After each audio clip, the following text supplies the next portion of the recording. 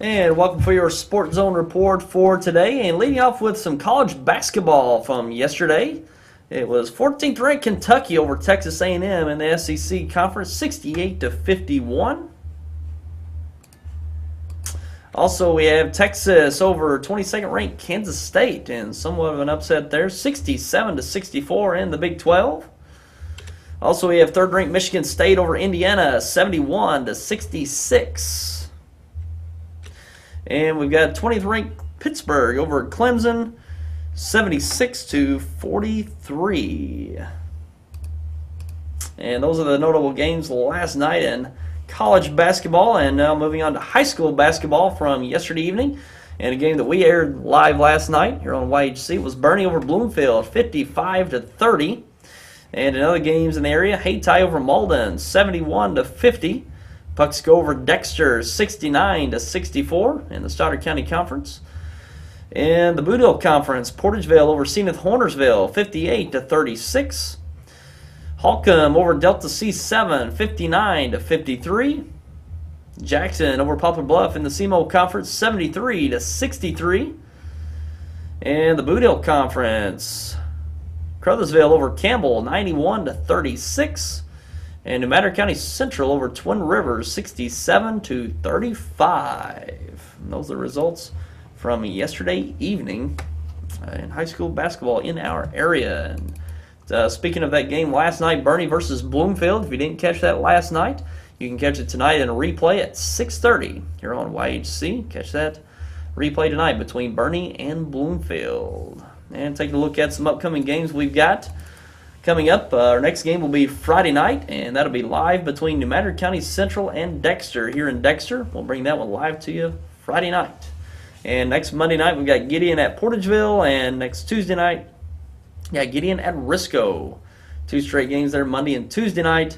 And then that Friday night, we'll have the Stoddard County Activities Association Finals night. That's 4 games, JV and varsity finals and 3rd place games starting at 4 o'clock. Next Friday evening. So look forward to those 4 games next Friday as well. And as I mentioned earlier, the Super Bowl being held in New York this year, and we're 12 days away. No, we are actually 11 days away from the Super Bowl, which is taking place February 2nd, not this Sunday, but the following Sunday at MetLife Stadium in New York, home of the New York Giants and the New York Jets.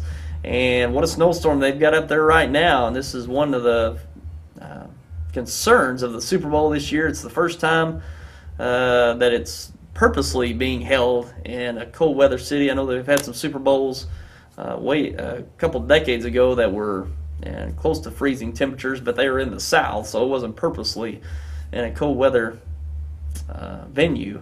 But this year it is up in New York, and this is just a look at what New York looked like yesterday. That's MetLife Stadium, home of Super Bowl 48 coming up, and that was a picture of it yesterday. And it was quite a snowstorm, winds up to I think 40 miles per hour, temperatures below freezing, I think in the 20s I believe it was. And that's just a look at what it is right now. And right now the extended forecast is hard to tell, over a week out. But it's expected to be at this point 30% chance of rain or snow showers right around the freezing mark. I think around 33 degrees, 33 to 35 degrees. And winds are a 30% chance of rain or snow.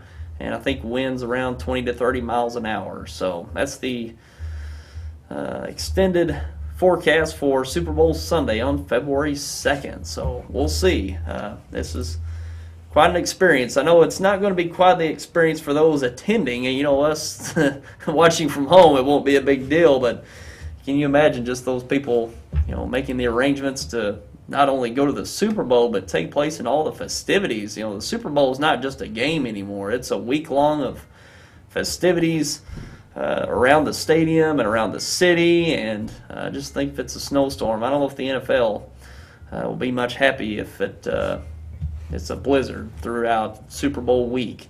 And that's the thing. I heard yesterday on one of the networks that there are actually contingent emergency plans for the Super Bowl in case of the weather. So they're actually considering moving it back a week if it is a snowstorm. So I guess there's a point at which they won't play, and I think the league wants to keep all interests in consideration when it comes to this Super Bowl. I know they don't want to have it in a blizzard where even the folks at home are going to have a hard time watching it through a blizzard. So it's going to be quite an experience, especially for those making the arrangements to go out there. And when you go out to many who go out to the Super Bowl, it's not just going out on a Saturday and then going to the game on a Sunday and then heading back home. They usually make an experience of it all week because of all the festivities that take place around the city. So we'll just see how it all takes place, and it's going to be around 11 days from now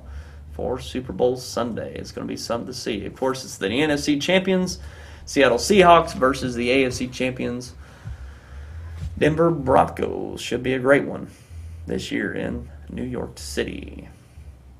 And that's pretty much all we got for you for the Sports Zone for today.